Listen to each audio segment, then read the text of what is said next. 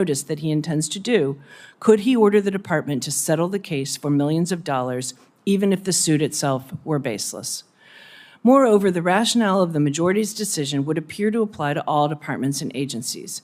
No potential criminal prosecution would prevent the president from directing the IRS to launch baseless criminal investigations. Likewise, no potential criminal prosecution would prevent the president from using the CIA for domestic operations.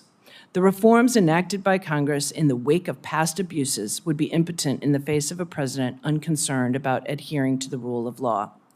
Finally, the decision leaves open whether the president's immunity could be extended to subordinates and whether the defendant's limitation on the admission of official acts evidence, even in a prosecution for purely private acts, might be extended to subordinates.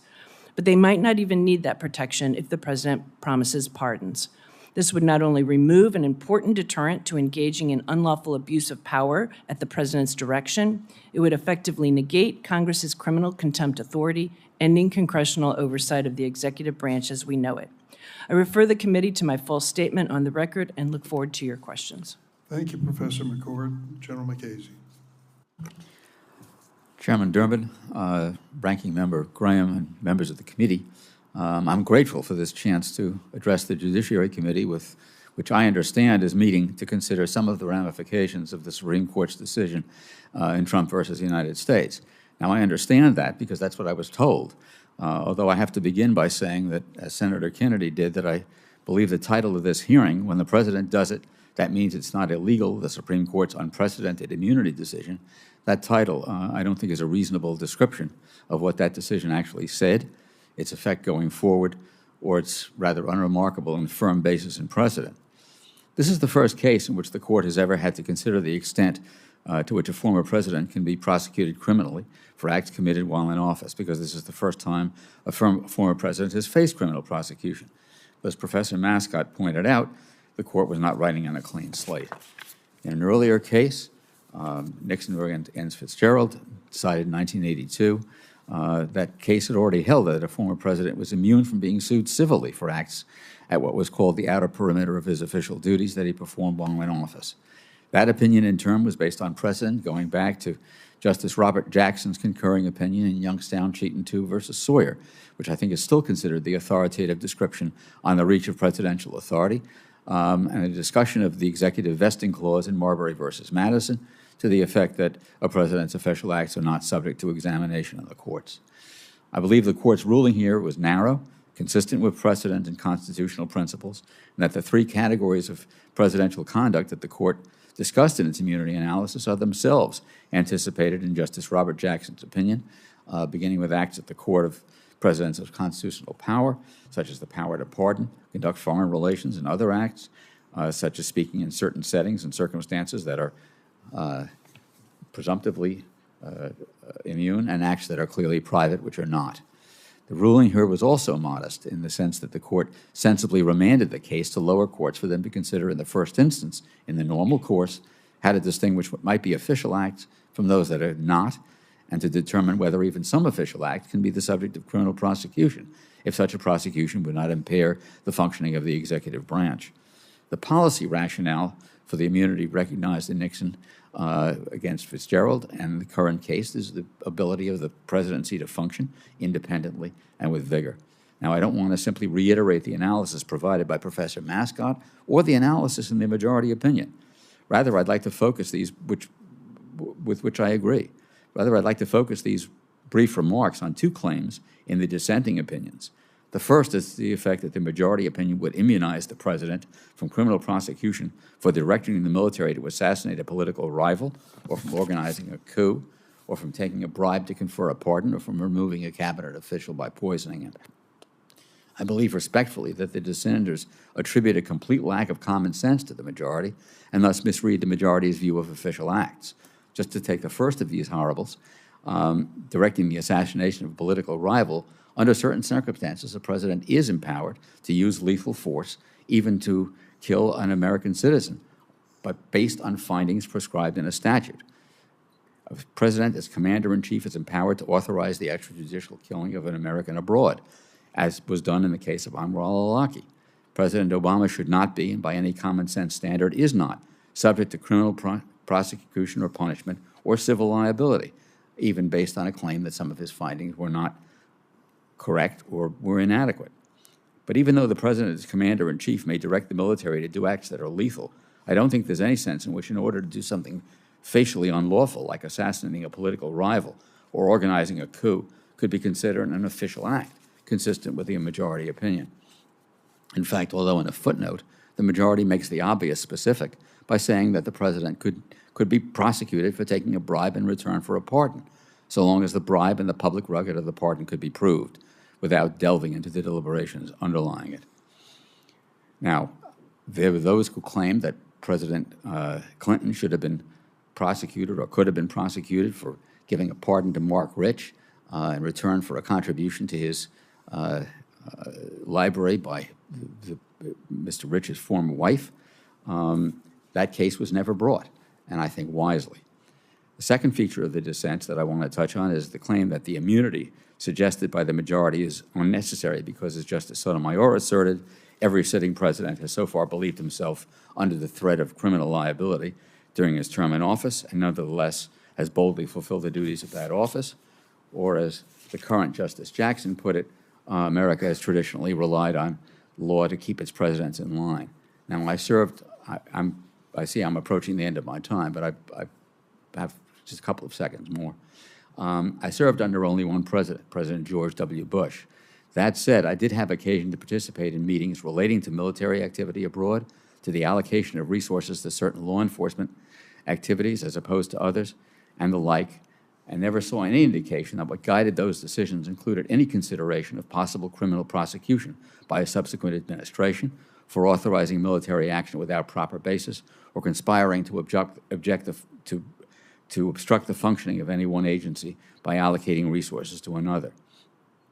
I don't think that President Roosevelt considered or should have considered possible criminal prosecutions by a subsequent administration for what's now considered a shameful commitment of U.S. citizens of Japanese ancestry during World War II, with the active support, by the way, of the then governor of California, or for subjecting the saboteurs to a military trial when the courts were open. I think if one examines the historic record of controversial acts by presidents, it would be dangerous, particularly, although not exclusively, as to acts that impact national security, such as border or drug enforcement, to subject presidents to the constant threat of prosecutions for official acts when they leave office. And even more pointedly, I doubt that many people think that our country would be better off if prior presidents had in fact been subjected to those prosecutions. Now, many criminal statutes are broadly worded and could apply to the official acts of a president. For example, the conspiracy statute has been held to criminalize any conspiracy for the purpose of impairing, obstructing, or defeating the lawful function of any department of government. And as the Supreme Court has noted, virtually every president is criticized for insufficiently enforcing some aspect of federal law and could be hailed into court by an enterprising prosecutor for doing that. Now, we've never required presidents to function under the threat that their official acts might subject them to criminal charges under a subsequent administration. What's allowed our system to function is that even in doubtful cases, we have so far declined to become the kind of country in which incoming administrations take out their grievances against their predecessors by prosecuting them, and I don't think we should become that kind of country. And I thank the committee for its indulgence in letting me go over my time. Thank you. Thank you very much, General. Dr. Naftali, Distinguished members of the committee. would you make sure your microphone's on? Thank you. Distinguished members of the committee, I am honored to be in the witness chair today. I apologize that my voice is a little rough. I am a professional political historian, not a lawyer. So please indulge me a story.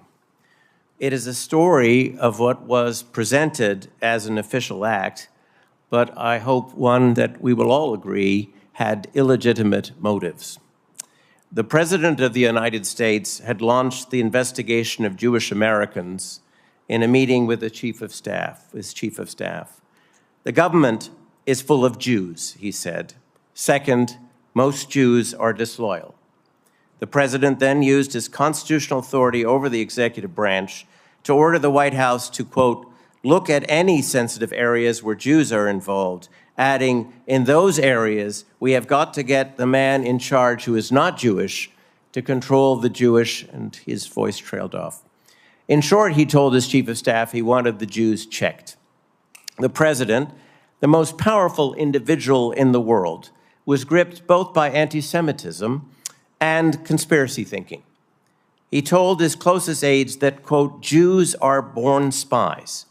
He wanted this investigation to find every Jewish cell, observing to his chief of staff and press secretary that there was, quote, a strange malignancy now that seems to creep among them. These are not my words. These are the words of a modern American president in the nuclear age. And they suggest, I would argue, the corrosive and dangerous capacity of unchecked presidential power. The year was 1971, and the president was Richard Nixon. The infamous Watergate break-in was still a year away. As we assess the effects of the Supreme Court's decision to remove additional guardrails from the presidency, I suggest we consider some events of the year 1971 and a few other well-documented episodes of presidential abuse of power. They are in my prepared statement. They suggest, I would argue, an historical playbook for abusing power by the executive branch under the guise of official acts, and might also suggest ways of anticipating and restraining future abuses in the absence of the deterrent of criminal prosecution. In 1971 alone, the Nixon White House, besides calling for a census of all Jewish Americans in the U.S. government, although one was only done for a part of the Department of Labor.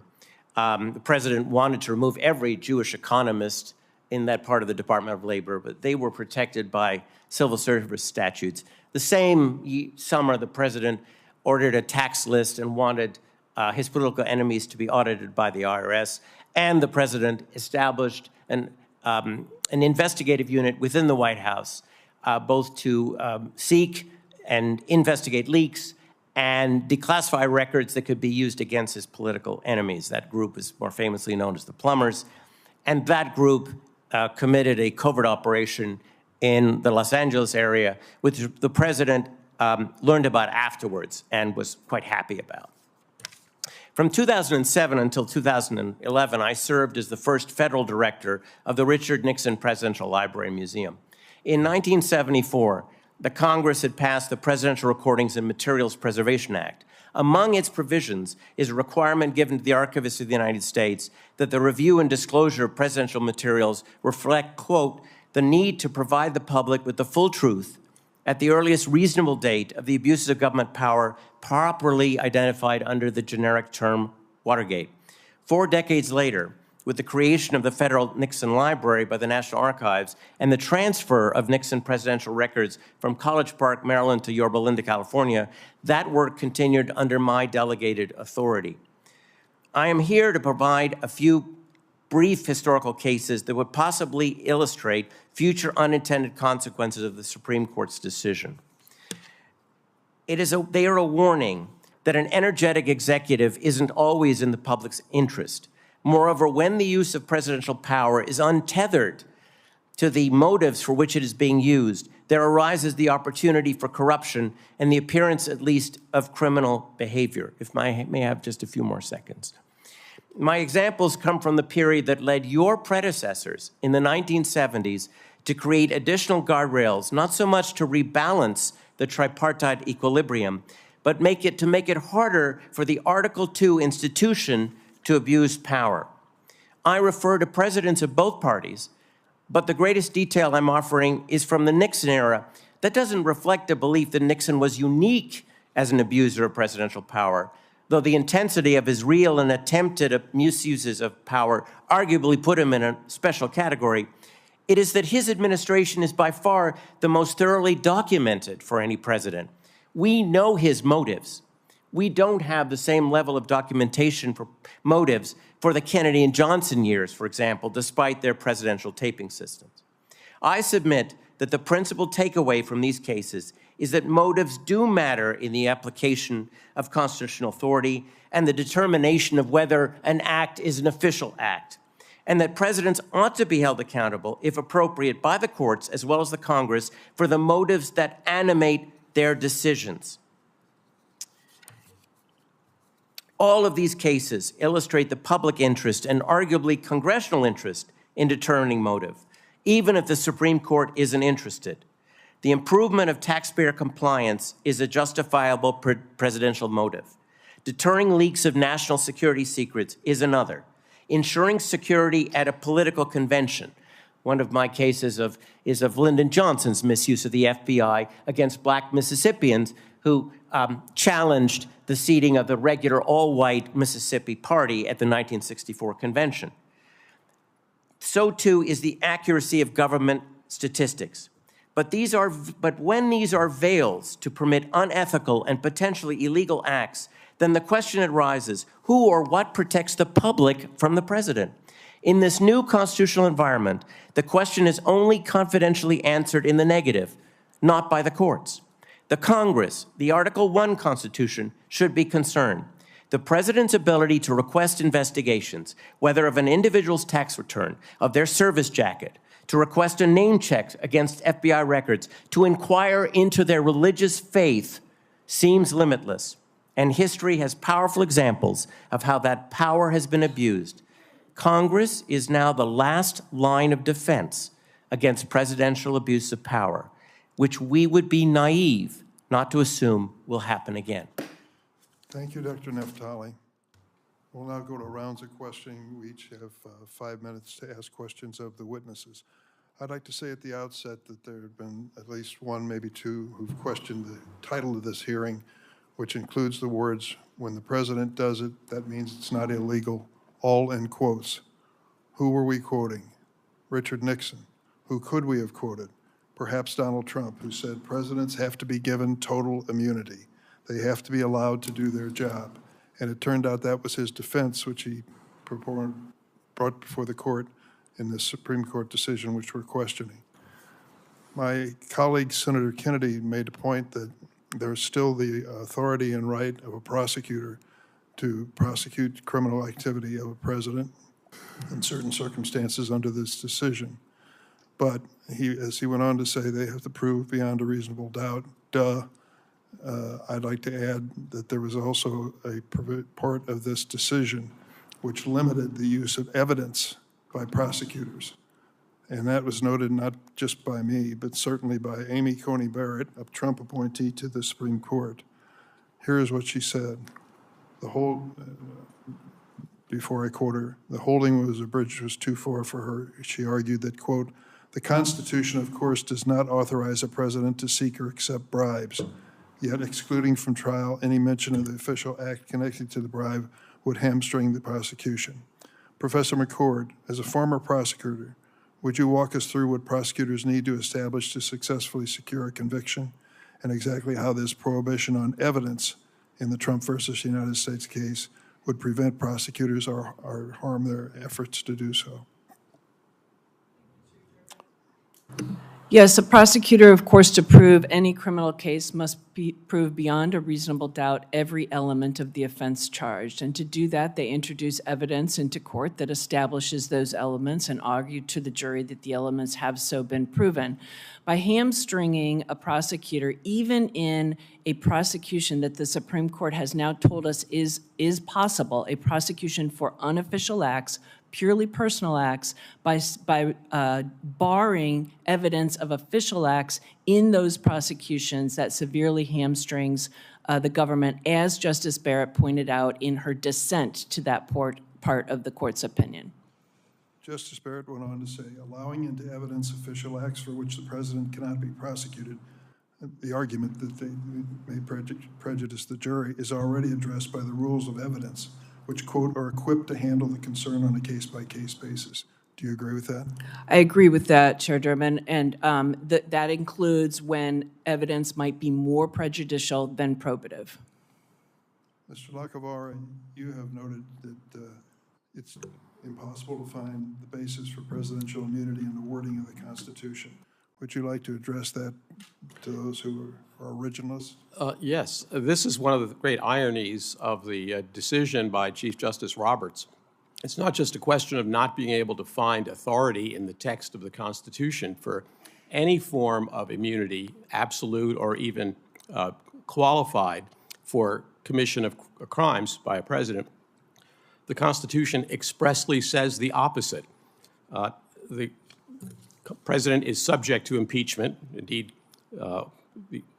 Article 2 is quite explicit in saying the president and all other officers in the executive branch are subject to impeachment. And then the impeachment clause, this is in Article 1, Section 3, about the role of the Senate in trying impeachments, says judgment shall not, in an impeachment, shall not extend beyond removal from office, so that unlike in Parliament, where a penalty such as death could be imposed by Parliament, only upon conviction is a official such as the president removed from office. But then the text goes on to say, but the party convicted, that includes the president, shall nevertheless be liable and subject to indictment, trial, judgment, and punishment according to law.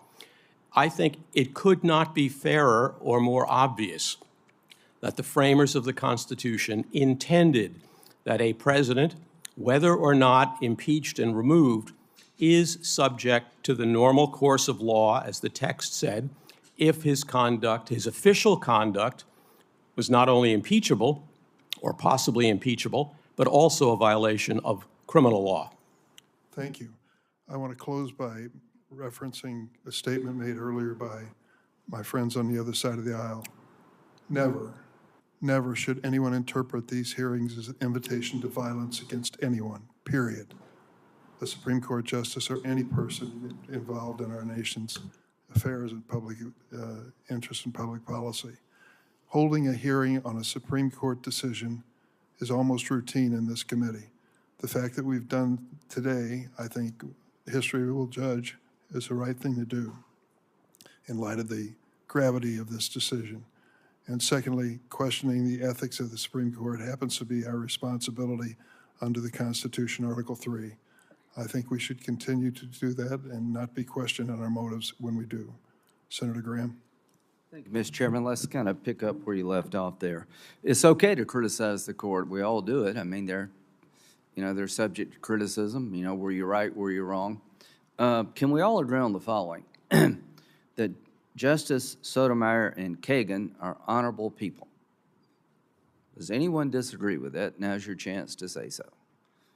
Do you feel the same about Justice Roberts? Okay, I agree with you.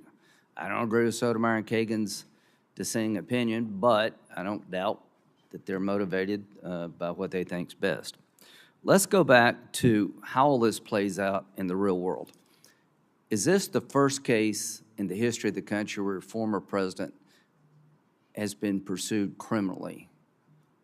Is this the first time that's ever happened in the country, the Jack Smith prosecution of former President Trump? We all agree? Okay. Well, this is a case in controversy. It's never happened before.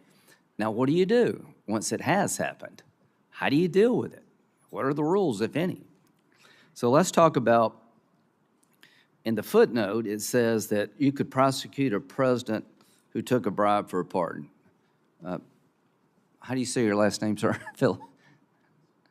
Lacavara? Okay, Mr. Lacavara, you agree with that?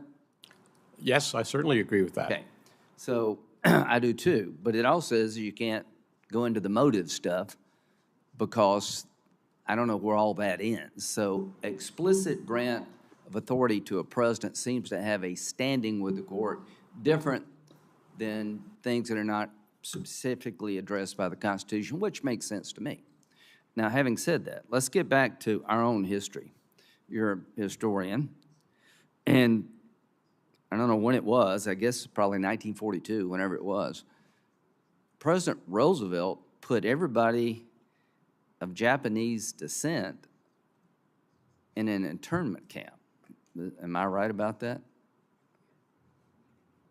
And his motives were to protect the country from another attack and thought that maybe Japanese Americans may be more loyal to Japan than America. Is that sort of what he was thinking, you think? Yes. Oh, yes, yes, sir. Okay, all right. Do you agree at its core it was inherently racist?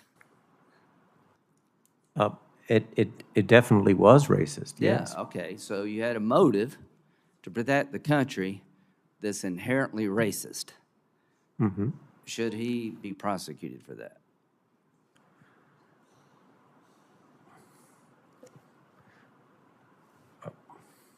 I think probably not. So it's a hard question. I'm not playing games here. You know, we're living in a real world of where presidents are bad people, good people. Some good people do bad things. What's the role of the law here? So if we don't do what the court did, Professor Mascott, what happens to the presidency over time in your view? Well, I mean, the presidency could continue to face political attacks after the fact, and presidents who are hamstrung and unable to serve by folks coming after the fact and raising politicized prosecution. So I think the court here is trying to issue a modest opinion. Is it a road to banana republic if we don't have some rules? Yes, because what it would do is turn the court system and criminal prosecution into a weapon that replaces the political branches. So one thing that I think was hard to maybe see from some of the... Just hold that sure. thought. Mr. McCasey, are you concerned about the weaponization of the law against President Trump?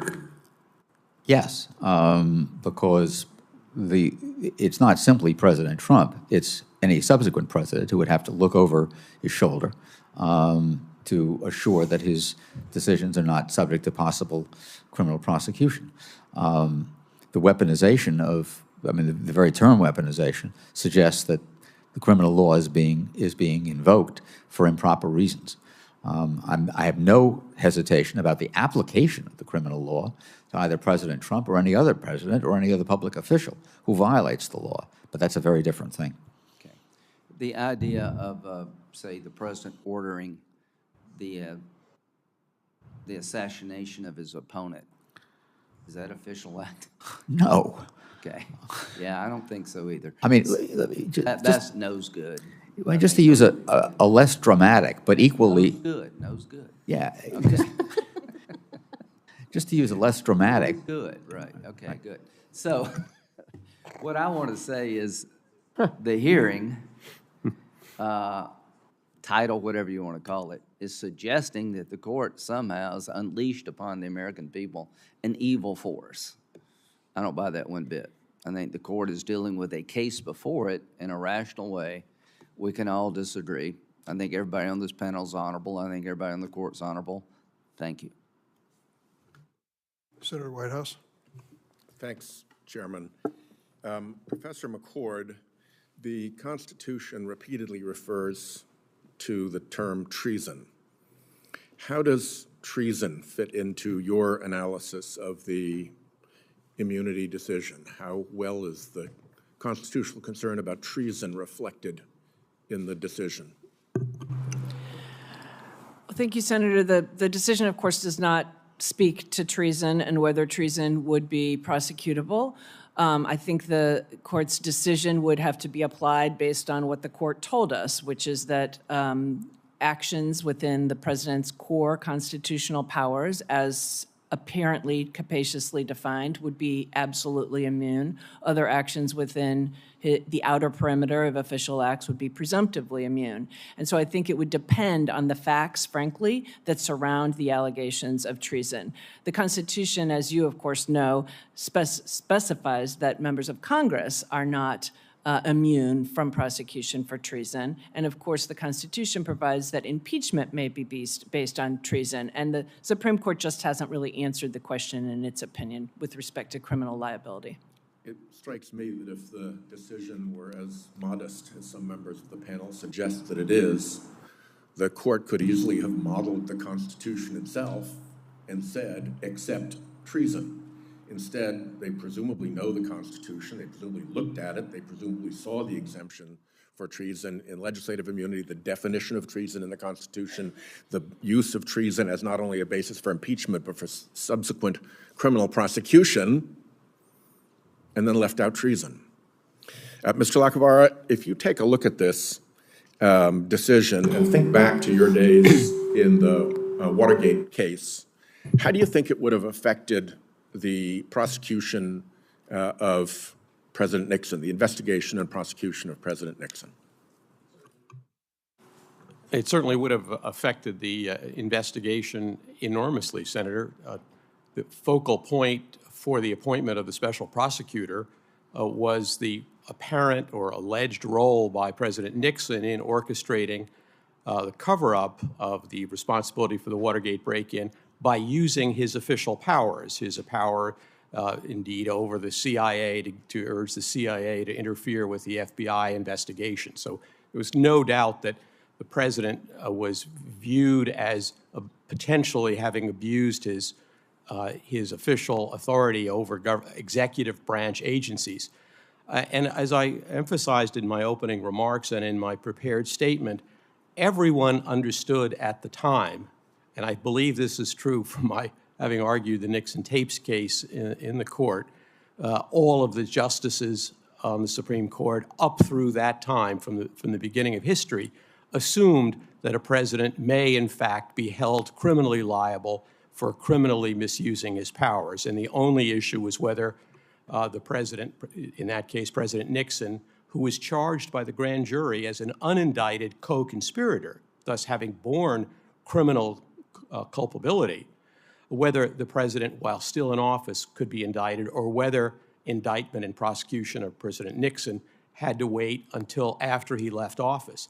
That's what gave rise to the controversy that led President Ford to avoid what he called the national nightmare by issuing a pardon in order to prevent what was expected to be the indictment of President Nixon for having committed those offenses. And is it not true that the acceptance of a pardon constitutes an admission of criminal guilt? As a matter of law, the acceptance of a pardon is an acknowledgement of criminal guilt. No mention of that in this decision either. Professor Naftali, how did the founders, in terms of the dangers that they foresaw for the republic they were creating, how did they rank the danger of an unchecked president? Well, my specialty is not the history, the early history of our country, but as a professional American historian, I know something about it. I think it's interesting that the court, and I'm not offering constitutional interpretation, but that the court quoted Federalist 70 in support of an energetic executive. One of the fun things when I'm teaching the history of the presidency is I have the students look at what various framers said at various times, and they in fact debated the nature of our presidency. But you don't have to look at a different framer, you just have to look at Hamilton, because when Hamilton was trying to sell the idea of a unitary presidency as opposed to the collective presidency, there were a whole bunch of models that were discussed at the convention. He made the argument in Federalist 69, and the following argument is, and I'll quote it, because I think it's rather, it gets right to your point, Senator. Good, because the President of the United cut you off States, after the quote, yeah, I'm my sure. time is up. So the President of the United States would be liable to be impeached, tried, and upon conviction of treason, bribery, other high crimes of misdemeanors, removed from office, and would afterwards be liable to prosecution and punishment in the ordinary course of law. The person of the King of Great Britain is sacred and inviolable. He was making the difference between our president and the King of England. They could be tried in a court. American President. Thank you, Chairman. Thank you. Senator Lee. Thank you, Mr. Chairman. Thanks to each of you for being here. Chief Justice John Roberts, in his majority opinion in the case that we're discussing today, noted that, quote, this case is the first criminal prosecution in our nation's history of a former president for actions taken during his presidency. Look, we wouldn't be here today if the progressive left, after trying not once but twice to impeach President Trump, brought the first criminal prosecution of a former president in our nation's history based on acts undertaken during his presidency. And they all celebrated the politicization of federal and, in many cases, state prosecutors when all this happened. Now, look, my colleagues on the other side of the aisle, some of them at least who we've heard from, one could argue that they made up their mind about this case long before reading the briefs, much less the opinion or even the cert petition, just based on one name, on the name Donald Trump. The fact that the petitioner in that case was named Donald J. Trump meant that they were going to be against whatever it is that he argued and any court ruling that maybe came down on his side. But look, all of this is part of a pattern and practice of lawfare, a mechanism by which a number of prosecutors, including many elected prosecutors who ran specifically on the platform of criminally prosecuting Donald J. Trump and have prosecuted on going after other people whose political views that they don't like. And so in this respect, it reminds me a little bit of what our colleague, Senator Chuck Schumer, did to threaten two members of the Supreme Court, Justices Kavanaugh and Gorsuch, when he went to the steps of the Supreme Court back in 2020, and he delivered this choice soundbite. Quote, "I want to tell you, Gorsuch, I want to tell you, Kavanaugh, you have released the whirlwind, and you will pay the price. You won't know what hit you if you go forward with these awful decisions." So look, the left knew their preferred outcome, in this case, based on the criminal defendant, on the petitioner before the Supreme Court, before the first arguments were made at the earliest stages. This is something that we need to look to. Now, some of my colleagues have commented today about the legitimacy of the opinion, including suggesting that it was borne out neither by a textualist nor an originalist analysis of the constitutional text in question. Professor Mascott, I'd like to start with you. Tell me what you think of that assessment that this is somehow counter-textualist or counter-originalist for the court to have reached this conclusion regarding presidential immunity. Thanks, Senator Lee. Well, as the opinion notes, it's based on longstanding structural understandings of the constitutional system. For example, we have a concept of sovereign immunity. The government itself has a little bit has a well of immunity, and the president and the vesting of the executive power in the vesting clause has inherent immunity. And this is the doctrine that was recognized decades and decades ago, repeatedly by the Supreme Court, albeit in the civil context, and even during the Clinton administration and before. And it's essential to the president to be able to do his job. Not that every action he's going to take is always going to be deemed legal. There are plenty of ways to challenge actions in court, to enjoin actions, to go against the action itself, to defund actions, to impeach and convict a president, but not to subject him to criminal prosecution for doing his job. So in other words, they're not making this up. It is rooted in text. It is rooted in the structure. But there are centuries-old precedents that we rely on, some of which predate the founding of our republic. Is that right? That's correct, and in the concept of executive power itself, properly historically understood. And the President of the United States is himself the living embodiment of the executive branch. That's correct. He's the only individual who sits at the top alone of a branch of government. Right. And so these things were born of necessity many centuries ago, in many cases before the founding of our republic, but were understood at the time the Constitution was written. General Mukasey, when you look at what would happen if we didn't have this doctrine, even if we just didn't have this ruling, let's say if the outer perimeter category identified by the Supreme Court, that seems to be attracting a lot of the scrutiny today, if that did not exist, how would that impact the American people through the route of presidential actions? In other words, if a president, let's say, for example, President Clinton, when deciding to order a military strike that happened to arise at the same time certain scandals were erupting surrounding Monica Lewinsky, if that could subject him to some type of criminal prosecution, or a grant of a pardon at the same time somebody else had an interest, as you mentioned in the case of Mark Rich. What kind of impact would that have on the American people through their president if presidents had to look over their shoulder constantly in evaluating their own personal future stake in this and what could subject them to criminal prosecution? Well, in the case of the attack that President Clinton authorized, which was decried by some people as a diversion, obviously the security of the people would be compromised because there would be hesitation over the order to direct that attack, notwithstanding that it was designed to protect the people of the United States from foreign hostile actors. As far as the pardon, that if that was a legitimate exercise of presidential authority, the ability to grant pardons and would be itself be compromised. In other words, we would be opening up a hornet's nest. This would be a Pandora's box, to put it mildly, that we would be opening if we didn't have this. Presidency would be whittled away by repeated considerations of possible future consequences. Thank you. Senator Rono. Thank you, Mr. Chairman. I thank all of the witnesses. We have a Supreme Court majority busy overturning decades-long precedent, and so let me cite some of the better-known decisions. And I do this as illustrative of the Supreme Court's willingness to overturn precedent as well as create new precedents. For example, in Citizens United, we learn that corporations are people and opening the floodgates, basically, to the dark money that is flooding our elections. In Shelby County, we see the Supreme Court eviscerating a major part of the Voting Rights Act. And in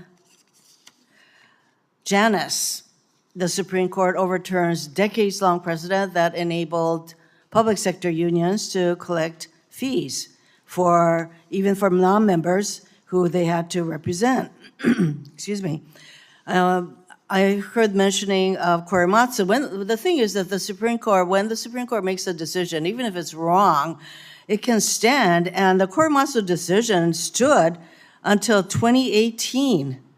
So when the Supreme Court makes a decision, it has ramifications of longstanding. Then we have Brnovich, which, again, it further limited the protections of the Voting Rights Act. And by the way, did I mention Shelby County, where suddenly the majority decided that to eviscerate, as I said, the Voting Rights Act, and soon thereafter, 13 states passed all kinds of voter suppression laws, and then under Brnovich, they went even further. In a more recent case, Bruin, the Supreme Court, again, decided that to sustain gun safety laws, they should look to precedents going back to 1791. And of course, we have the Dobbs decision, which overturned almost a 50-year, what women in this country thought was a constitutional right that the Supreme Court should be protecting. More recently, in 2023, we have the Harvard affirmative action case, which the Supreme Court tossed out, meaning that Harvard's ability to refer to race as a way to have a more diverse student body, that was tossed out. And then, because of the outcome of the Bruin decision and all of the aftermath of that, there is another case where they had to kind of walk back their Bruin decision. And then we have the more recent 2024 decision where the Supreme Court overturns a Chevron decision, and that's going to create all kinds of problems. And now we have the Supreme Court creating new precedent in terms of presidential immunity, and this is going to have far-reaching consequences. And of course, it's already having impact, totally foreseeable impact on the Trump cases.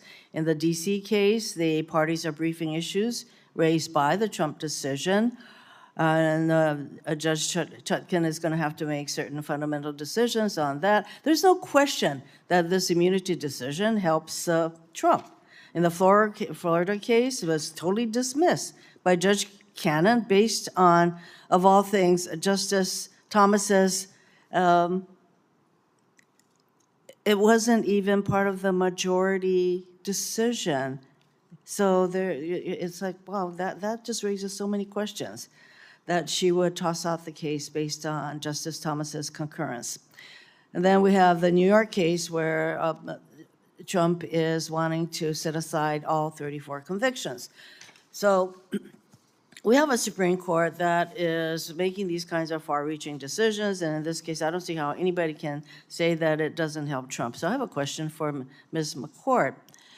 You know, I think you went into this a little bit with the questioning from our chair, but if you can't bring in the motivations, regardless of whether the motives may have been based on his responsibilities as the president, how can you prove that the president was doing things that should hold him criminally liable? Well, certainly mens rea that includes specific intent to commit a crime, and that is an element of every one of the crimes that's charged against Mr. Trump in the January 6th prosecution. That's required at trial. The Supreme Court has actually said, though, that you can't even look to motive when determining whether the allegations involve official acts or purely private acts. And again, I think that hamstrings the judge in even making those determinations, because if you can't look at the intent, it makes it very difficult to determine in some cases what might be on which side of the line. So if we look at the pragmatic and practical impact of this immunity decision, I don't see how a prosecutor can overcome the immunity of the president if you can't bring in motives. So as far as I'm concerned, this is a decision that should not be allowed to stand. What do you think about a constitutional amendment that would make it very clear that no one is above the law, including the President of the United States? I asked that of Ms. McCord. Yes, I'm familiar with your and your colleagues' proposed constitutional amendment, and I think that that is something, you know, that legal scholars can study, but it seems like it is a response that to this opinion. I would note potentially the need to carve out actual core constitutional powers, but I don't think the amendment was necessarily intended to override those. Thank you, Mr. Chairman. Senator Grassley. I'm leading up to a question for Professor Mascott, repeating a little bit what Senator Lee just said. For the last several years, the other side has ratcheted up the political rhetoric against conservatives and other countries in our country's democratic institutions. More recently, they've directed their focus and ire on the U.S. Supreme Court. They've dubbed the Supreme Court as a MAGA court. They've referred to the current member makeup as somehow radical. The Senate Democratic leader threatened to release a whirlwind, as you know all about that statement. Unfortunately, this has all come as a tremendous cost. Justices and their families have endured ongoing picketing outside of their homes, scenes of public intimidation, harassment, and now death threats. Needless to say, this is all totally unacceptable. So to you, Professor, does America have a MAGA Supreme Court, and how would you describe this characterization?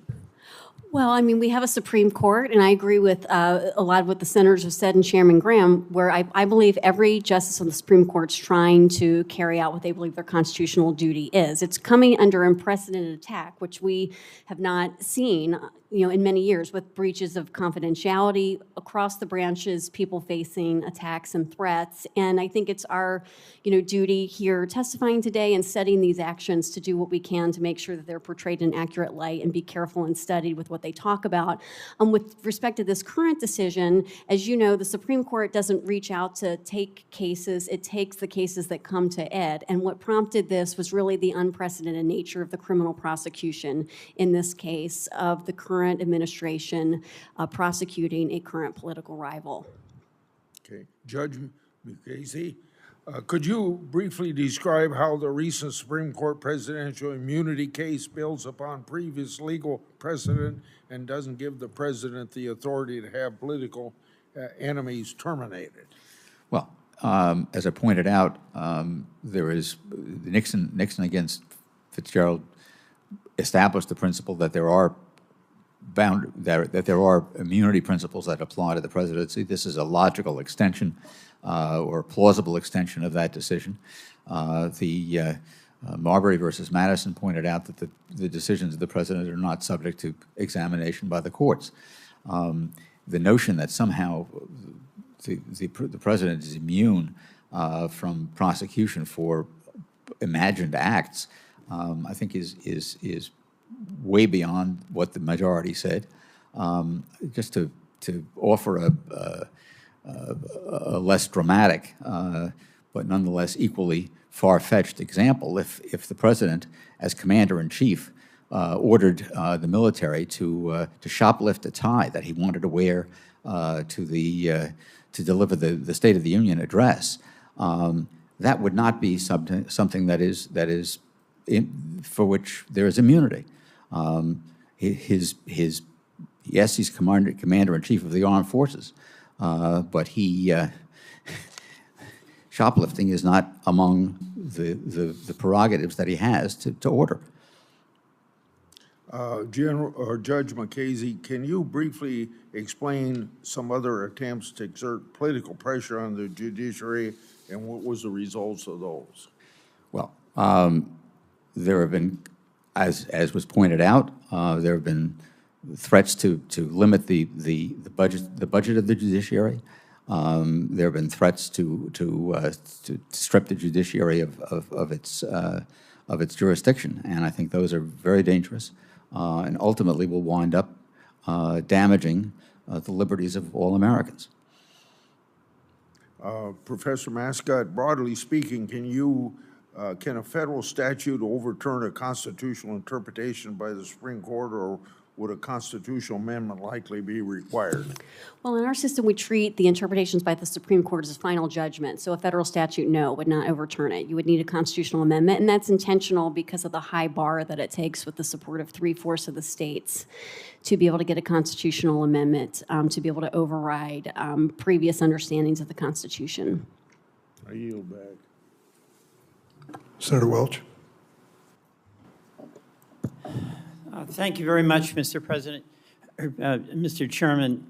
You know, at the heart of this seems to be a core dispute about whether presidential power needs immunity in order to be effective, powerful, and unconstrained, or whether presidential power within the Constitution, adhering to the doctrine of separation of powers, adhering to the doctrine that no person is above the law, needs constraints.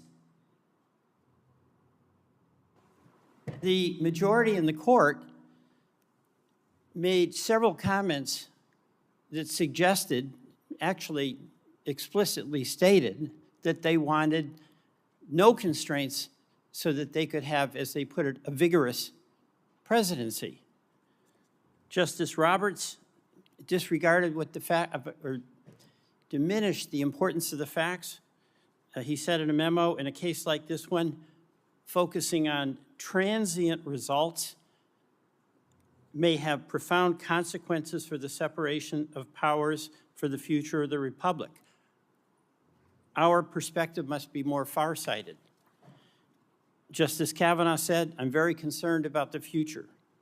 Justice Gorsuch said, we're writing for a rule for the ages. And General McKaysey, you said you expressed a concern about the powers of the presidency being whittled away. My concern is that the rule of law is being whittled away. My concern is that constitutional freedoms are in the process of being whittled away. What's been whittled away are the checks and balances that are the core of our constitutional system. And Mr. Chairman, what's being whittled away is the Article I responsibility of Congress to enforce the rule of law. General McKaysey, I want to ask you to just comment on some of the hypotheticals.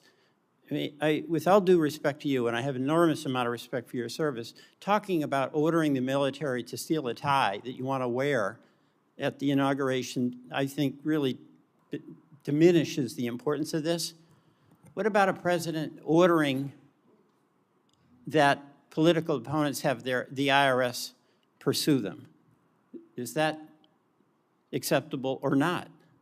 It is not. So should the president have immunity for that? The president is, first of all, politically answerable for that kind of behavior. We're not talking about that. I know that. Well, then don't say it. Okay. I withdraw the comment. Thank you. The ordering the IRS without without basis to focus its activities on political opponents. Well, why in the world would the President of the United States, who's got a lot of things to deal with, decide that person A or person B should have the IRS go after them?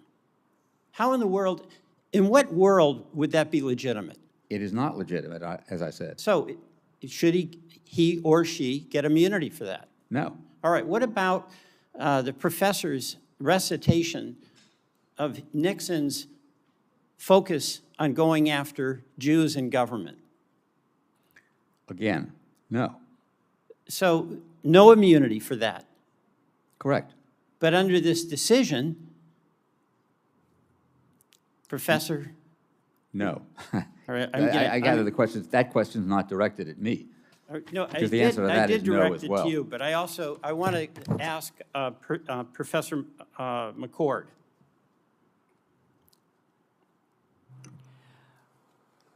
Senator, I think this is what's left open by the decision. Because the Supreme Court capaciously defined these core constitutional powers as absolutely immune, it opens the door to the very types of activities that my colleague Judge Mukasey agrees should not have immunity. Now, there could be other readings, but the Supreme Court doesn't tell us those, and we're left wondering exactly how far this opinion goes. Well, thank you. You know, Mr. Chairman, this is not about the court. This is about us. It's about how much confidence we have in our capacity as a democracy to govern ourselves, as opposed to transfer that responsibility without limitation to a person in an office who has not traditionally been above the law but subject to the law, and whose responsibility is to serve us and not use authority to abuse us. I yield back. Thank you, Senator. Senator Kennedy. Thank you, Mr. Chairman. Thank you for being here.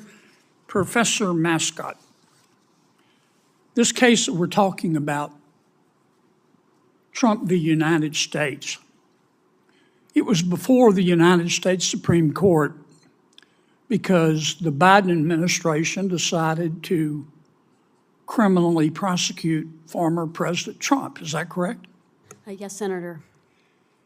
And in fact, President Biden's lawyer actually asked for expedited review and an expedited decision by the Supreme Court. Is that correct? Yes, the prosecution would have found expedited review helpful. When the court handed down its opinion, well, strike that. The title of our hearing is, quote, "When the president does it, that means it's not illegal." And Chairman Durbin explained what he meant by that, but I just want the record to be clear. Did the Supreme Court, in its opinion, ever say, quote, "When the president does it, that means it's not illegal"? No, that doesn't Okay. appear in the opinion. All right. At the oral argument of this case, President Biden's lawyer actually conceded, did he not, that core functions of a president should have absolute immunity? Yeah, I do think there's agreement that core functions should have immunity. In fact, President Biden's lawyer said, quote, "Core functions can't be regulated at all." That's correct. Close quote. Yes. Okay. What is forum shopping? Forum shopping is the act of trying to find a court that you think is going to rule favorably to you. Does it go on in the United States? Many folks think that it does. Yeah, it does. It's hard to stop. Let's just stipulate for a moment that America's withdrawal from Afghanistan was not a model of efficiency. People died, including Americans. Can you imagine a scenario with respect to President Biden, now former President Biden? Can you imagine a scenario in which a district attorney in a jurisdiction that repeatedly voted overwhelmingly against President Biden and whose voters did not like President Biden? Can you imagine a scenario in which an ambitious district attorney, after President Biden is out of office, could bring a charge against former President Biden for criminal negligence in the death of Americans? Can you imagine that? Well, Senator, that would be very troubling, and so that's one of the things. But can you imagine it happening? I could imagine district or attorneys wanting to bring such an action, sure. I mean, now that we've decided that former presidents can be prosecuted, this current case before us is the first instance, but I fear it's not going to be the last. Now, let's suppose this ambitious district attorney in an anti-Biden jurisdiction or venue decided to prosecute former President Biden, which I think would be a mistake. But he meaning former President Biden, would have to defend himself, wouldn't he? Yes. And suppose he won. He'd still have to pay his lawyer, wouldn't he? That's true. Are lawyers cheap? Only those of us who teach No, law. strike that. I know they're cheap. Are they inexpensive? No, they're not. So President Biden could spend millions of dollars, That's true. even if he won. Yes, sir. Now, let's suppose after that trial was finished, another ambitious district attorney in another venue or another jurisdiction decided to do the same thing. And then another. And then another. Can you understand what the court was talking about when it said we can't allow the court system to have a chilling effect on a president, any president, in making these decisions? Can you understand that? Absolutely. The risk of facing that would certainly significantly impact how a president would make decisions in office, and that's the last thing we want. Can I have 30 more seconds, Mr. Chairman? I don't want to mispronounce your name, sir.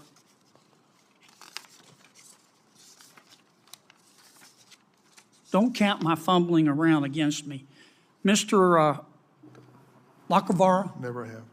you were vociferous in your criticism of this opinion that the words presidential immunity don't appear in the Constitution. Is that right? That's part of it, yes, sir. Do the words separation of powers appear in the Constitution? No, I acknowledge that there is a structure called the separation of powers. Is there any doubt in your mind that we have separation of powers in the United States Constitution? No, and I think it's important to understand what the separation of powers does and does not imply. And Right. what it does not imply, in my judgment, is the kind of immunity that the Supreme Court established here. Okay. Thank you, Mr. Chairman.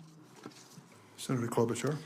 Thank you, and thank you to our witnesses. Thank you, Chair Durbin, for holding this important hearing on the American constitutional tradition that John Adams stood up for many centuries ago, and that is that a government of laws and not men. Simple concept. You don't even have to go to law school to know it.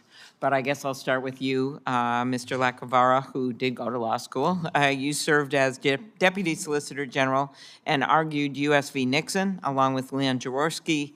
In your brief in that case, you wrote, "Under our Constitution, the people are sovereign, and the President, though Chief Executive and Chief of State, remain subject to the law." You emphasized the President, like all executive officials, as well as the humblest private citizens, is subject to the rule of law.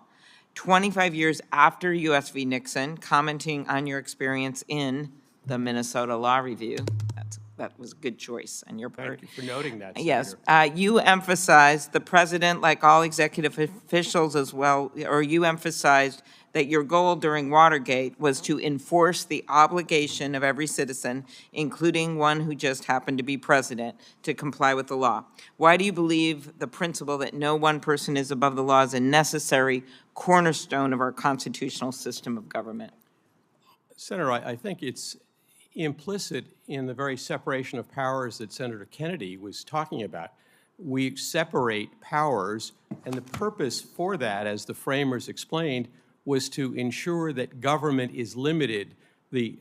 Senator Welch was talking about this as well. They chose liberty over efficiency, and I agree that it certainly would be more efficient, if that were the only goal, to allow the president to do whatever he wants to. But that isn't the system that the framers chose to embody in the Constitution, and I think they made it clear textually what they meant, and as Professor Naftali mentioned, the framers, in their explanation for the Constitution, said the president would be subject to various constraints, including the possibility of criminal prosecution.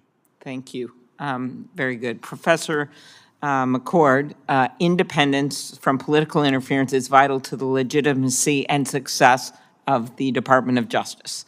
And I thought it would be interesting to ask you some questions about that. That's why attorney generals of both parties have established clear policies to ensure that the White House does not tamper with criminal investigations and prosecutions, as Mr. McKeesey knows, or use the Department of Justice for illegal and untoward purposes. I've got concerns that the majority opinion in Trump v. U.S. jeopardizes the independence of the Justice Department. The court emphasized that, and this is the quote, deciding which crimes to investigate and prosecute is within the president's, I'm paraphrasing that part, conclusive and preclusive, those are their words, constitutional authority, an area, this is their quote, Congress cannot act on and courts cannot examine. You testified that by this logic, there is nothing stopping a president from directing the investigation of his political enemies, journalists, or activists, even when there's no basis for doing so. Can you elaborate on that? Yes, and thank you, Senator Klobuchar. You're right that, I served in the Department of Justice for well over 20 years, and under every attorney general, as well as every president and White House counsel, these no context policies were enforced. They're not constitutionally required. It's not said in the Constitution, but it's something that respect for rule of law and has always dictated that both the White House and the Department of Justice sought to ensure that there was independence. I think that this opinion makes clear that there is nothing stopping an executive from directing his own executive branch, in particular here, the Department of Justice. It's the very directions and conversations with Jeffrey Clark and others at the Department of Justice that the majority holds is absolutely immune. I do think that is dangerous going forward. Could the court's decision mean that Congress and the courts are powerless to insulate any Justice Department official, from line attorneys to the Inspector General, from the direct partisan control of the White House? I mean, this is the problem with conclusive and preclusive, and I would note that the case that comes from the Youngstown Steel case, Justice Robert Jackson made clear that when we are talking about a presidential claim to a power at once so conclusive and preclusive, it must be scrutinized with caution, for what is at stake is the equilibrium established by our constitutional system. And the majority opinion, which is, of course, the governing opinion, well more expansive than Justice Amy Coney Barrett's concurring opinion, which I think is much more well-reasoned and practically applicable, it raises these very issues that you have just posited. Thank you very much. Thank you, Mr. Chair. Senator Cruz? Thank you, Mr. Chairman.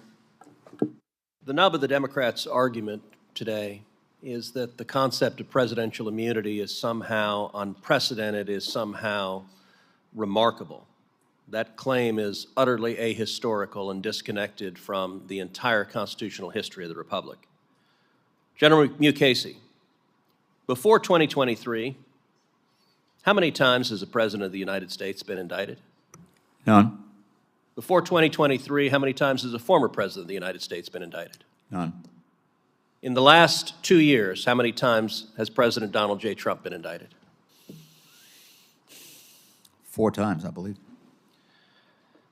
Now, many presidents of both parties have engaged in controversial actions, and yet none of them have been indicted. Let me ask you, General Mukasey, if a private citizen were to erect an internment camp and to forcibly kidnap American citizens, to single them out because of race, and to imprison them based on their race, would that private citizen be subject to criminal prosecution?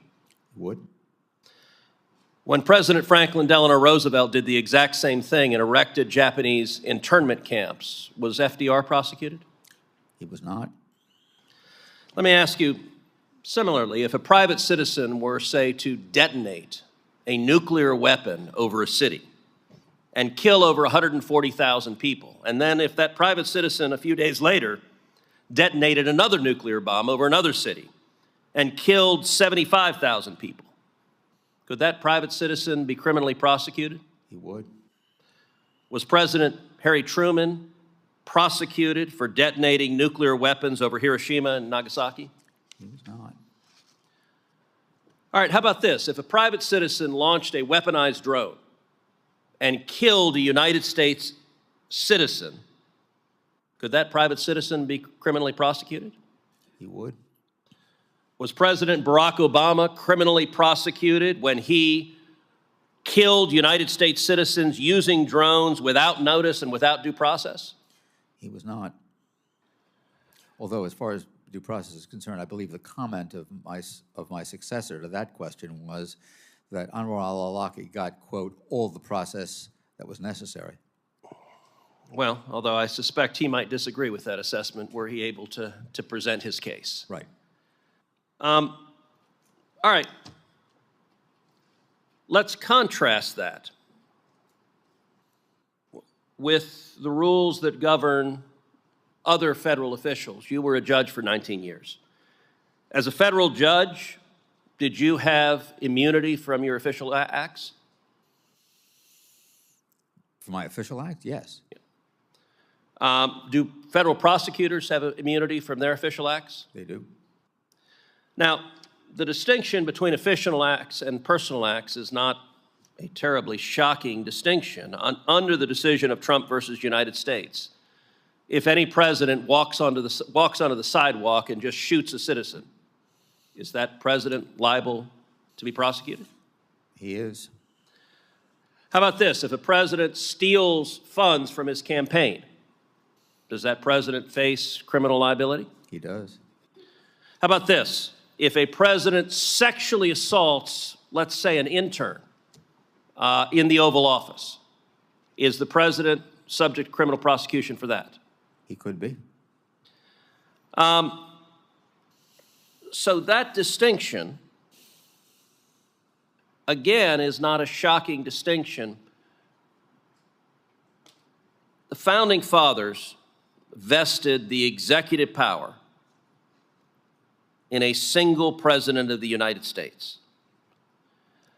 What we have seen in the last 2 years is we have seen Democrats deliberately weaponizing the Department of Justice and our legal system to target their political opposition. It is not an accident that every indictment against President Trump was brought by a Democrat and was brought after he announced his campaign for President of the United States. Understand, the target of those indictments was not ultimately President Trump, it was the voters. It was prosecutors who were terrified that the voters would choose to re-elect President Trump. One of the great things about the United States is we're not a banana republic. Since 2000, the nation of Pakistan has had 6 former prime ministers prosecuted and convicted. Brazil has had 3 former presidents arrested and imprisoned. Last year, Nicaraguan President Daniel Ortega arrested, charged, and imprisoned 40 political opponents. General Mukasey, you are Attorney General of the United States. Is it the proper role of the Department of Justice to prosecute and target the political opponents of whoever happens to be President of the United States? It is most assuredly not. Thank you. Senator Blumenthal. Thank you, Mr. Chairman. Thank you to this very distinguished panel for being here today. You know, I think this case is wrong. I think the conclusion is wrong by the Supreme Court. I think that its reasoning here is so deeply and desperately flawed. But most important, I think the opinion is completely unpersuasive to the American people. The idea that there is this conclusive and preclusive constitutional authority will have no meaning to the American people, even if it has some meaning to other courts, which I doubt. The court cited almost no authority for its core conclusions here. The longstanding Supreme Court precedent requires it to balance branches' competing interests when there are separation of powers questions. It never engaged in that kind of balancing or cited precedent. It pointed to language from Youngstown Sheet and Tube versus Sawyer, recognizing, quote, the president's authority to act necessarily stems either from an act of Congress or from the Constitution itself. And then it went on with reasoning that is almost impossible to follow. And the opinion was by the Chief Justice of the United States. I think the court really committed a self-inflicted wound here at a time when its credibility is already plummeting. For the Chief Justice of the United States to engage in this kind of substandard opinion, I think is a tragedy. Even if you agree with the result, even if you think there should be some degree of immunity, the quality of this opinion, I think, is so deeply unpersuasive and will be so to the American people that I think it will be a lasting stain on the court. So I want to ask about that wound that the court has inflicted in this opinion, self-inflicted wound that is among others that it has imposed on itself. Mr. Lacavara, maybe you can talk about how the court's credibility is essential to its exercise of power and how destroying that credibility, and I think this partisan divide on this committee reflects what the American people are thinking, which is justices are just politicians in robes. And they've been cited for conflicts of interest. They take cruises on people's boats. They fly on other people's planes. And they're engaged in this political exercise and then put out opinions that seem to have no real persuasive power. What does that do to the court? Senator, I think that's the perhaps the most upsetting part to me of this decision, that it reinforces what is a growing lack of confidence in the court. And for me and for many others who have spent their lives venerating the Supreme Court and trying to promote the importance of the rule of law as exemplified by the rules laid down by the Supreme Court, it's particularly destructive for the court, and I think you've aptly termed it, to impose upon itself a self-inflicted wound. There was a famous article called the Least Dangerous Branch, which was written back, I think, in the 1950s, and it was in the context of both the court's role in trying to disestablish segregation and push forward civil liberties of various kinds. And the point of the article was the court depends for the effectiveness of its rulings on public acceptance. At the last analysis, the effect of the court depends on the public's belief that the decisions are honest, honorable, well justified, and persuasively explained. And I think this decision fails those tests, and that is, in my view, the most troublesome aspect of it. The court has no armies, it has no police force. It depends on public acceptance and its own credibility for enforcement and obeyance. And, you know, I was a law clerk, like a couple of the members of this panel, for a Supreme Court justice. I've argued 4 cases in the United States Supreme Court. I have the utmost respect, in fact, reverence for the Supreme Court as an institution. And I am so deeply saddened by where this opinion and others and some of the violations of decent ethics standards are taking the court these days. My time has expired. Again, my thanks to all of you for being here. Thanks, Mr. Chairman. Senator Blackburn. Thank you, Mr. Chairman, and to each of you, thank you for being here today. And I know others have talked about what this hearing really appears to be about today, and I think that the reason is pretty simple, and it is that we have some who disagree with the court's recent decisions. That's why we've had all this talk about reforming the court and packing the court, and it is because we have some that do not like those decisions. And, you know, Mr. Chairman, there's a witness on this panel today who said that the court's legitimacy depended on how the justices ruled in the presidential immunity case. So we get it. We know what's going on here.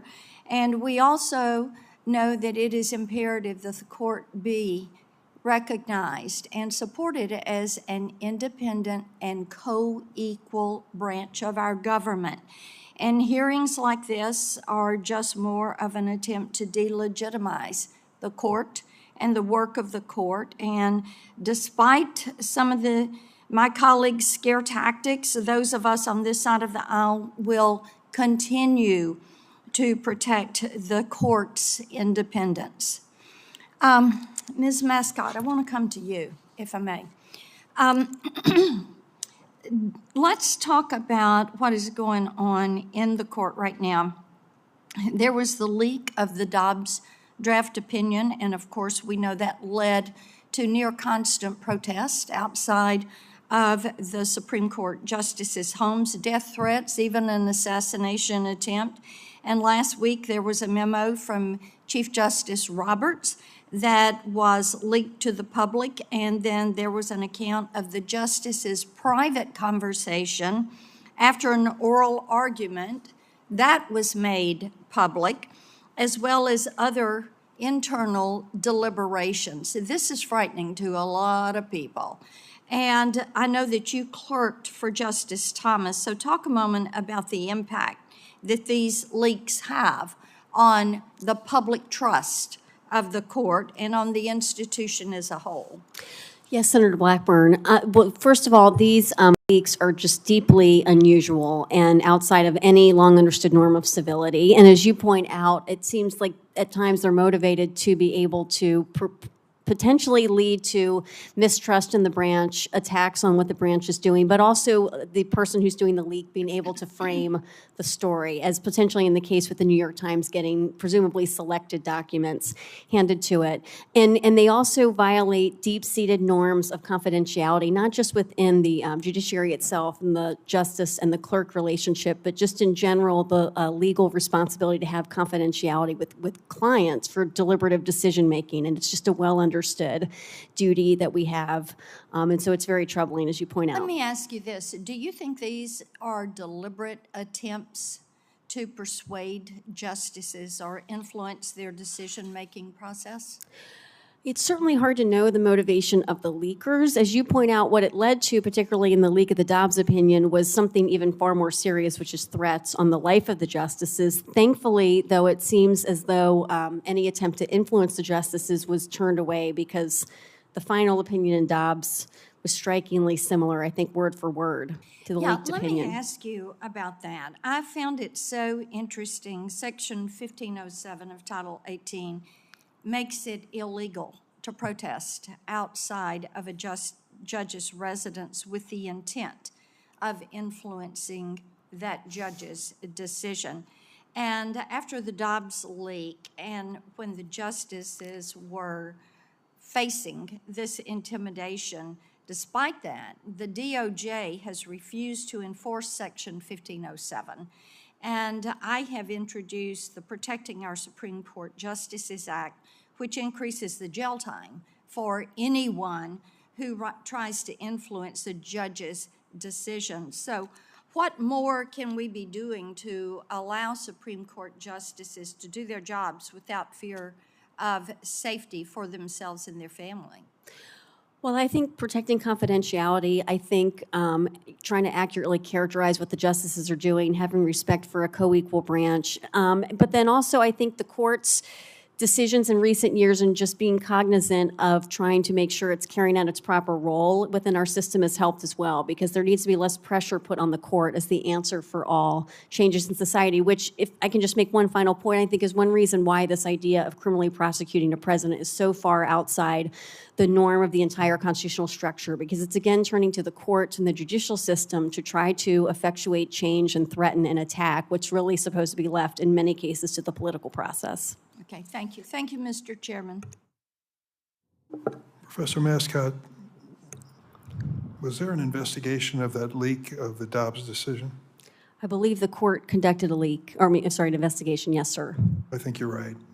It wasn't a congressional investigation. I don't think Congress didn't take action. That's true. And it's my understanding they reached no conclusion as to who might have done it. Is that correct? That's my understanding as well, yes. There was a presumption in the questioning earlier that they decided it was a certain party or a certain judge. Oh, I didn't mean to imply that. No, I don't think we know who it was. I just wanted to clarify that. Thank you very much.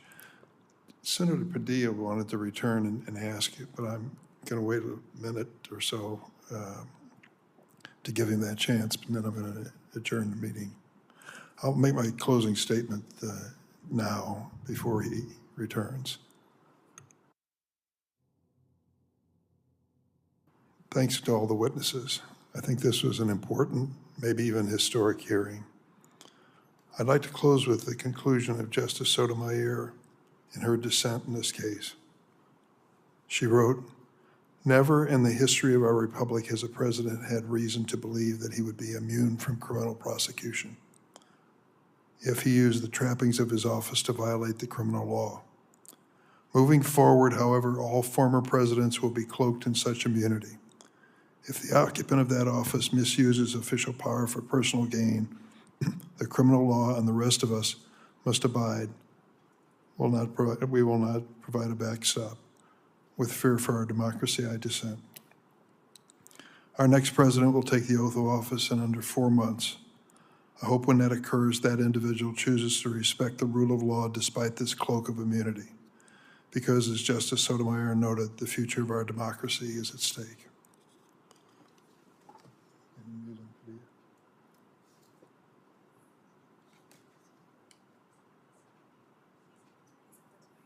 What?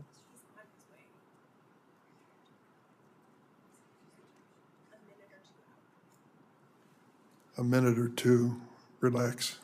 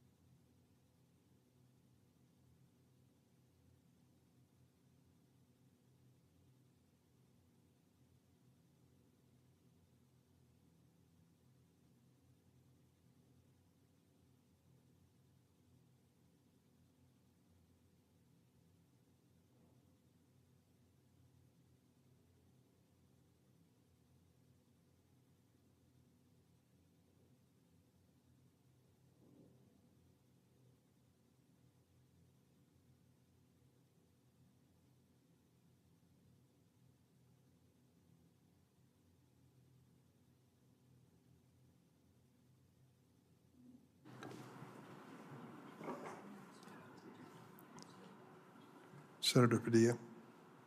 Thank you, Mr. Chair. Appreciate the patience and the accommodation.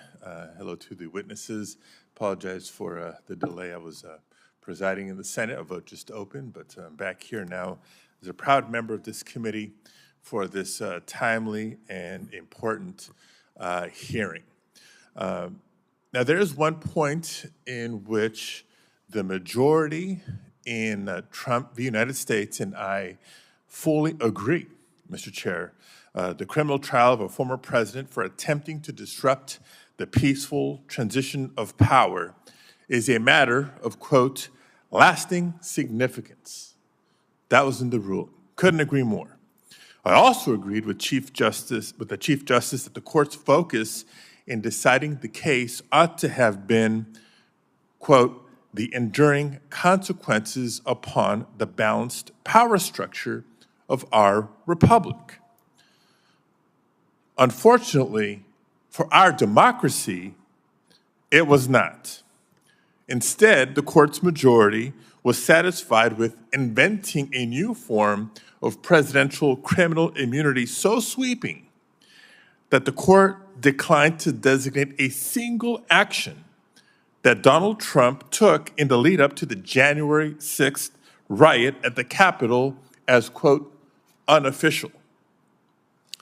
And in doing so, the court undermined a core principle of our government, that the president, as Alexander Hamilton put it, is, quote, amenable to personal punishment, and not a king who is, quote, sacred and inviolable. Where the majority fears that the dissenting justices were, quote, content to leave the preservation of our system of separated powers up to the good faith of prosecutors, end quote, I am far more troubled that the court's right-wing majority that now left that task to the good faith of convicted criminals like Donald Trump. Let's be clear. The court's decision to effectively let Trump off the hook has already caused devastating harm for our country, especially to voters and election workers. Trump has essentially been given a pass for weaponizing the Department of Justice to bully states into drumming up false election fraud charges, for his attempts to pressure Vice President Pence into helping him steal the election, and for inciting a violent mob to storm the Capitol on January 6th. And we're continuing to see the fallout. Texas law enforcement, fueled by Trump's false election fraud claims, has harassed Latino voting rights activists, candidates, and even sitting elected officials. In the state of Florida, law enforcement has targeted individuals who signed a petition for a constitutional amendment to protect reproductive rights. And across the country, there has been a surge in abusive public records requests aimed at election offices. We're even seeing naturalized United States citizens who are eligible voters being stripped from voter rolls without due process. The actors behind these examples clearly feel untouchable. And former President Trump, the leader of the big lie and fake voter fraud movement, has been granted impunity by the very justices he helped install on the court. So that begs the question, what will the next president get away with this newly established immunity? I know I've spoken, I know the hearing's gone long, and I appreciate the patience, but a few quick questions for Ms. McCord.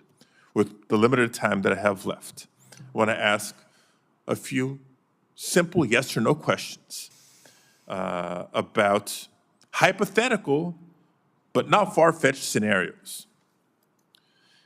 If a future president were to order the Department of Justice to cease investigating their spouse, their child, or themselves for alleged criminal conduct, would that be an official act? It would appear that under the court's ruling, yes, that would be immune, actually even more than official act as core constitutional powers. Because the president directs the executive branch. Scenario number 2, if a future president were to direct the armed services to attack the home of a political rival, would that be an official act? I think that is one of the questions the court leaves open for us. If his own... The fact that it's not a clear no is the problem, because the president is the commander-in-chief. Like, Mr. Chair, I can go on and on with example after example that should alarm us and the American people. But I will conclude by just acknowledging this. It's particularly auspicious that this committee is meeting today to examine this wildly consequential and wildly unprecedented decision. 235 years to the day since the Supreme Court was established by an act of Congress. So, in closing, I'll just echo Justice Sotomayor's powerful words. Every president in our history has governed with the understanding shared by the American people that they could be held accountable for crimes committed while in office. And with that no longer the case, I share her fear for our democracy, and I stand firmly with the spirit of her dissent. Thank you, Mr. Chair. Thank you, Senator Padilla, and thank you to the witnesses. We appreciate your being here today. The committee meeting stands adjourned.